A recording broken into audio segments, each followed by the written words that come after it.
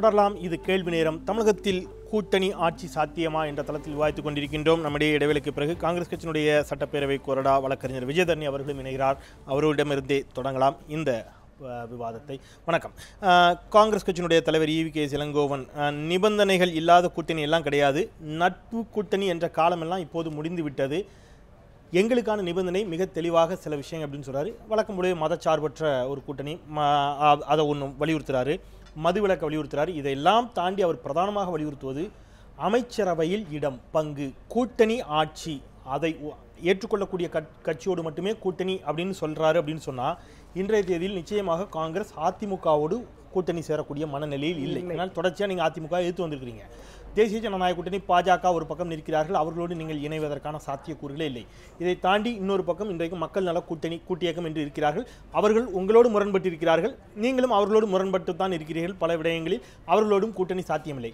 பாமக மறுபுறம், மீதம் இருக்கக்கூடியது திமுக மட்டும்தான். மிக வெளிப்படையாக திமுகவோடு காங்கிரஸ் கூட்டணி சேரக்கூடிய மனநிலையில் இருக்கிறது என்பது வெளிப்படையாக தெரிந்த உண்மை. திமுகவிற்கு கொடுக்கப்படும் நெருக்கடியா இது? திமுகவோடு இந்த நிமிடம் வரை வேறு எந்த பெரிய கட்சிகளும் கூட்டணியில் இல்லாத நிலையில் காங்கிரசினுடைய தயவு அல்லது காங்கிரசினுடைய கூட்டணி திமுகவிற்கு தேவை என்று காங்கிரஸ் நினைக்கிறதா? ஒரு நெருக்கடியை கொடுக்கக்கூடிய முயற்சியா இது? இல்லை, அப்படி சொல்ல முடியாது. இப்போ குறிப்பாக பார்த்தீங்கன்னா காங்கிரஸ் கட்சியை பொறுத்தவரை எப்பொழுதுமே அது சுதந்திரமாக ஒரு அச்சம் இல்லாமல் தான் அந்த தேர்தலை சந்திக்க வேண்டும் என்ற நினைப்பில் தான் நாம் எப்பொழுதுமே கட்சியை தயார் செய்வோம். கூட்டணி தான் ஒரு தேர்தலை சந்திக்கணுங்கிறது நம்முடைய நிலைப்பாடு இல்லைங்கிறது எங்களுடைய அகில இந்திய தலைமையின் மனப்பக்குவமும் அப்படி தான் இருக்குது. அதே மாதிரி எங்கள் மாநில தலைமையும் அப்படி தான் சிந்திக்கிறாங்க. மகிழா காங்கிரஸ் தலைவி நானே அப்படி தான் சிந்திக்கிறேன். அப்படி இருக்கும் பொழுது எங்களுடைய கட்சியை பொறுத்தவரை நாங்கள் மக்களை எவ்வாறு அணுகுவது, எவ்வாறு எங்களுடைய கட்சியின் கொள்கைகளை மக்கள் முன் எடுத்து செல்வது என்பதில் நாங்கள் இப்போ ஒரு திட்டமிட்டு எங்களுடைய செயல்பாடுகள் ரொம்பவே கடந்த 10 ஆண்டுகளில் இல்லாத அளவுக்கு இன்றைக்கி நாங்கள் சிறப்பாக இன்றைக்கி செயல்பாட்டுகளை மாற்றிக்கொண்டு நம்முடைய தலைவர் EVK இளங்கோவன் அவர்களுடைய தலைமையில் இன்றைக்கி தமிழ்நாட்டில் இன்றைக்கி கட்சி ஒரு புத்துணர்வு பெற்றிருக்கு, ஒரு மாற்றங்கள் இருக்குது நிச்சயமாக. அந்த அளவில் பார்த்திங்கன்னா இன்றைக்கி இந்த கூட்டணி என்று வரும்பொழுது அது மதச்சார்பற்ற கொள்கை, மதுவிலக்கு கோருகிற கொள்கை, இவைகளெல்லாம் நேர்கோட்டில் பயணிக்கிற கட்சிகள் யாராக இருந்தாலும் அவர்களோடு கூட்டணி வைத்துக் கொள்வதில் எங்களுக்கு ஆட்சேபனை இருக்க வாய்ப்பே இல்லை. யாராக இருந்தாலும்ங்கிறதுல பாமகவோடு கூட்டணி சேர காங்கிரஸ் தயாரா இல்ல? அதே நேர்கோட்டில் பயணிக்கிற கட்சி யாராக இருந்தாலும் மதுவிலக்கு, மதச்சார்பற்ற கொள்கை, ஆமா, ஜாதி கொள்கையும் இருக்கக்கூடாதுல்ல. இல்ல, அதையும் சரி, அவங்க ஜாதியை நாங்க வலியுறுத்துறேன்னு சொல்லிட்டு அவங்களும் நம்ம கூட இருக்கலாம். பாமக வரட்டும், தேமுதிக வரட்டும், கம்யூனிஸ்ட் கட்சிகள் வரட்டும், கம்யூனிஸ்ட் கட்சிகள் உங்களோட சேர தயார் இல்ல, அவங்க தெளிவா சொல்லிட்டாங்க. இல்ல, அவங்க யார் வேணா வரட்டும், ஒரே நேர்கோட்டில் பயணிக்கிற கட்சிகள் யாராவது நீங்க ஏற்றுக்கொள்ள தயாரிக்க. நான் என்ன கேக்குறேன்னா, தேமுதிக தேசிய ஜனநாயக கூட்டணியில் தான் இருக்கிறது என்று பாஜக தொடர்ந்து சொல்லிக் கொண்டிருக்கிறது. அதற்கான கேள்வி வைக்கின்ற பொழுது தேமுதிக இல்லை என்று மறுத்திருக்கிறதான்னு ஒரு கேள்வி கேட்கிறாங்க. லாஜிக்கான கேள்விதான். இதுவரைக்கும் தேமுதிக அப்போ இடதுசாரிகள் உங்களோடு கூட்டணி சேர தயாராக இல்லை, நீங்கள் தயாராக இருக்க, அவர்கள் தயாராக இல்லை. பாமகவை நீங்க சொல்றீங்க, அதிமுகவோடு நீங்கள் கூட்டணி சேர போவதில்லை. அப்போ வெளிப்படையாகவே மீதி இருக்கக்கூடிய ஆப்ஷன் திமுக மட்டும்தான் என்று இருக்கின்ற பொழுது திமுகவோடு நேரடியாக இந்த மாதிரியான கூட்டணி சார்ந்த விஷயங்களை பேசுவதற்கு ஏன் தயாராக இல்லை? ரெண்டு பக்கமே நான் கேட்குறேன் இந்த கேள்வியை.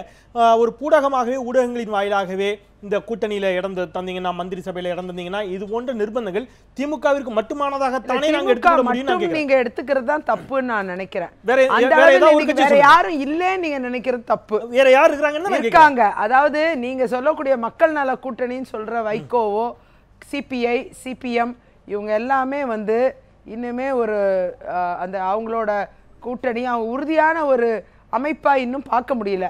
ஒவ்வொருத்தரா அதுல இருந்து கழண்டு வைகோ மட்டும் தனியா நிக்க வேண்டிய சூழ்நிலை வரும். அந்த வகையில பாத்தீங்கன்னா இன்னைக்கு கம்யூனிஸ்ட் கட்சிகள்லாம் மீண்டும் அதை மறு ஆய்வு பண்ண வாய்ப்பு இருக்கு. இல்ல, நான் அதான் சொல்றேன். அவங்க மிக தெளிவாக சொல்லி அவர்கள் குறைந்தபட்ச செயல் திட்டத்தை உருவாக்க தொடங்கி விட்டார்கள். இன்றைக்கும் அவருடைய செயற்குழு கூட்டம் இப்பொழுது நடந்து கொண்டிருக்கிறது. மிக தெளிவாக சொல்லிவிட்டார்கள். திருமாவளவன் மட்டும் மிக தெளிவாக அறிவிக்காமல் இருந்தால் அவரும் கடந்த வாரம் சொல்லிட்டாரு. இடதுசாரிகள் ஆகட்டும், மதிமுக ஆகட்டும் தெளிவாக சொல்லி தான் சொல்றாங்க, காங்கிரஸ் பாஜக அல்லாத அதிமுக திமுக அல்லாத அப்படிங்கிறதுல அவங்க தெளிவாக இருக்கிறாங்க. அவங்க ஒரு பட்டியலே கொடுத்துட்டாங்க. நீங்கள் கூட இன்னும் ஒரு எந்த கட்சின்னு இன்னும் தெளிவாக சொல்லலை. பட் அவங்க தெளிவாக சொல்கிறாங்க. அப்போது திமுக மட்டும்தான் ஆப்ஷனுங்கிறத ஏன் நீங்கள் ஏற்றுக்க மறுக்கிறீங்கன்னு நான் கேட்குறேன். இல்லை, அதாவது இன்னைக்கு கூட்டணியை பொறுத்தவரை ஜனவரி மாதம் வராமல் எந்த முடிவுக்கும் எந்த கட்சியும் வர முடியாது. நீங்கள் என்னமோ இன்றைக்கே எல்லா கட்சியும் முடிவு பண்ண மாதிரி சொல்கிறீங்க. என்னால் அது நம்ப முடியல. நான் ஒரு சட்டமன்ற உறுப்பினர், ஏற்கனவே ஒரு தேர்தலெலாம் சந்தித்து வந்த ஒரு மனப்பக்குவம் எனக்கு இருக்குது. ஆகையால் இந்த அரசியல் கண்ணோட்டம் தமிழகத்தில் எவ்வாறு இருக்குது என்பது தெளிவும் எனக்கு நல்லா இருக்குது. அந்த அளவில் பார்த்தீங்கன்னா ஜனவரி வரைக்கும் எந்த கட்சியாலையும் தீர்மானிக்க முடியாது. டுவர்ட்ஸ் பிப்ரவரி தான் எல்லா கட்சிகளுமே தன்னுடைய கூட்டணி என்ன என்று கூறும். இந்த கேள்வி நினைச்சுக்கொள்ளுங்க. செய்தியாளர்கள் ஈவி கே சிலங்கோன்ட்ட கேட்குறாங்க, மு.க. ஸ்டாலினின் முடியட்டும் விடியட்டும் சுற்றுப்பயணம் பற்றி உங்களுடைய கருத்து என்ன? அவர் சொல்றாரு, அனைத்து கட்சியைச் சேர்ந்த தலைவர்களும் தேர்தலுக்கு முன்பாக இது போன்ற சுற்றுப்பயணத்தை தொடங்கி இருக்கிறார்கள். இதன் மூலம் அவர்களது கட்சி வலுப்பெறலாம் என்று கருதுகிறார்கள். ஆனால் இது போன்ற சுற்றுப்பயணங்கள் பலன் தருமா என்பது தேர்தல் முடிவுக்கு பிறகுதான் தெரியுங்கிறார். இல்ல அதிமுகவை மிக தீவிரமாக அதிமுகவை எதிர்த்து ஆளுநர்கிட்ட கொண்டு போய் அதிமுக அரசுக்கு எதிரான மனு எல்லாம் கொடுக்கிறாரு, தொடர்ந்து நிற்கிறாரு. திமுகவோடு கரம் கோர்த்து செயல்பட தயாராக இருக்கிறோம், அதிமுக அரசிற்கு எதிராக எல்லாம் பேசினவர். ஆனா இந்த இடத்துல இதெல்லாம் தேர்தல் முடிவுக்கு பிறகுதான் எனக்கு நீங்க நினைக்கிற மாதிரி ஈவி.கே.எஸ். இளங்கோவன் பேச்சில் முறைய முரண்பாடுகள் இருக்கிறதாகவோ அல்லது கழகத்துக்கு எதிராக சொல்றது மாதிரியெல்லாம் நான் பார்க்கல. ஏன்னா அவர் என்ன தெளிவாக சொல்லியிருக்காரு, தேர்தல் நெருங்கும் பொழுது அப்போது உள்ள சூழ்நிலைக்கு தகுந்தவாறு கவனிங்க, உரிய தேவைகளை கருத்தில் கொண்டு உரிய தேவைகளை தேவை என்ன அது என்ன அவர் தான் கேட்கணும். அதனால அவர் அவர் சொல்றாரு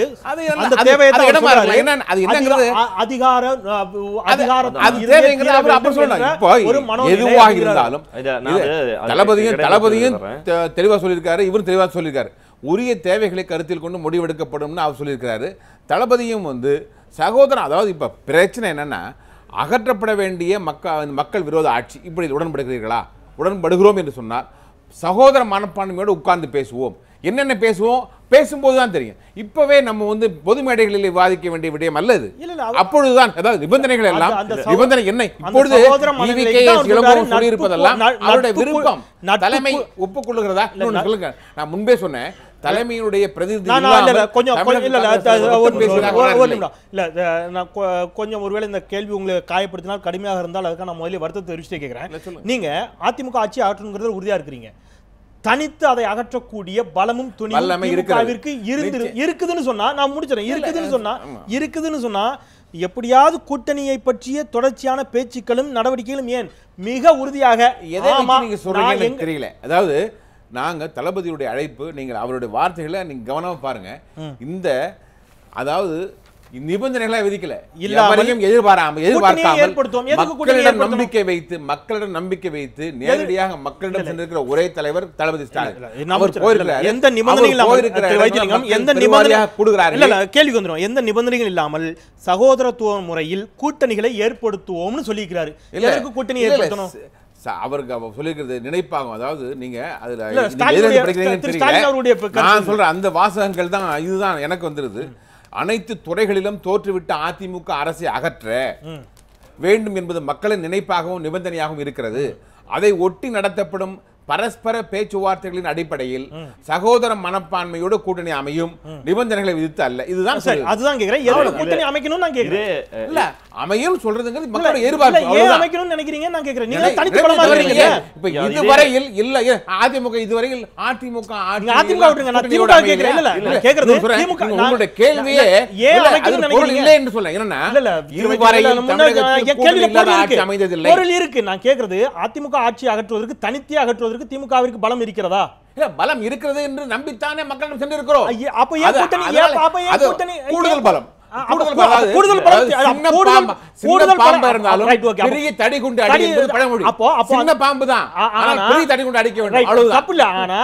அந்த தடிக்கு ஏன் அங்கீகாரத்தை கொடுக்க மறுக்கிறீர்கள்? அதான் கேள்வி. அப்போ கூடுதல் பலம் தேவைப்படுது. தளபதியோ கழகமோ கலைஞரோ எந்த கருத்தையும் இப்படி சொல்லவில்லை.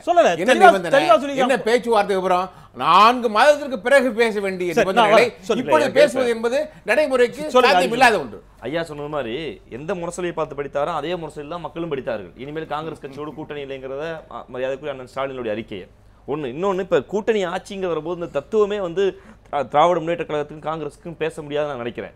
என்ன காரணம்னா, கூட்டணி குறித்து அக்கா சொன்ன மாதிரி தெரிந்த, அதாவது ஒரு தெளிவான மனநிலையோடு தான் காங்கிரஸ் முடிவெடுக்கிறது, மகிழ்ச்சி.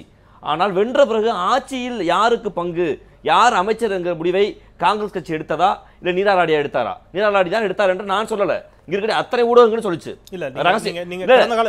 ஏன்னா கூட்டணி ஆட்சி வரலாம் சொல்ல வர்றேன். ஏன்னா போன ஐக்கிய முன்னணி கூட்டணி ஆட்சியில மிக தெளிவா ரகசிய காப்பு முறையையும் மீறி யாருக்கு என்ன அமைச்சரவை கொடுத்தார் என்பதை இங்க இருக்க திராவிட முன்னேற்ற கழகம் தான் எங்களை சந்தி சிரிக்க வைத்தது என்பது காங்கிரஸ் கட்சி செய்தி தொடர்பாளர் அறிக்கை. ஏன்னா இங்க உட்கார்ந்து முடிவு எடுத்தாங்க. நாம் கேட்பதுதான், மக்களோடு தெளிந்த மனதோடு கூட்டணி வைக்க தயாராக இருக்கிற நீங்கள் ஆட்சியில் வருகிற போது ஏன் ரகசிய காப்பு முறையும் ஒரு பெரும் முதலாளி முடிவு செய்ய இடத்துல இருக்கீங்க கேட்கிறோம். நீங்க சம்பாதிப்பதையும் ஒரு பெரும் முதலாளி வளர்வதை தான் நோக்கமாக வைத்திருக்க ஒழிய உங்க ஆட்சி மாற்றம் என்பது அடிப்படை மக்களுக்கான கூட்டணி அங்க வைக்கிற செயல்பாடு இல்ல. கூட்டணிக்குள் ஏதோ ஒரு இடத்தில் அதிகார பகிர்வை தாண்டி தங்களுக்கான சுயலாபங்கள் மட்டுமே இருக்கின்றன ஒரு குற்றச்சாட்டு வச்சிருக்கீங்க. டாக்டர் செந்திலுடைய பதிலோடு தொடரலாம் ஒரு சிறிய இடைவேளைக்கு பிறகு. டாக்டர் செந்தில், உங்களிடமிருந்தே கேட்டு பெறுகிறேன். ஒரு மிகச்சிறிய இடைவேளைக்கு பிறகு தொடர்ச்சியாக நாங்கள் அன்புமணி ராமதாஸ் அவர்களின் தலைமையில் ஒரு ஆட்சி என்பதில் மிக உறுதியாக இருந்த பாமக தற்பொழுது அன்புமணி அவர்கள் கூட்டணி கட்சிகளுடன் சில சமரசங்களை செய்து கொள்ள தயாராக இருக்கிறோம் என்று கூற வேண்டிய தேவையும் சூழலும் எங்கிருந்து வருகிறது? சற்றே பலவீனமாக உணர்கிறதா பாமக? பேசலாம் ஒரு சிறிய இடைவேளைக்கு பிறகு.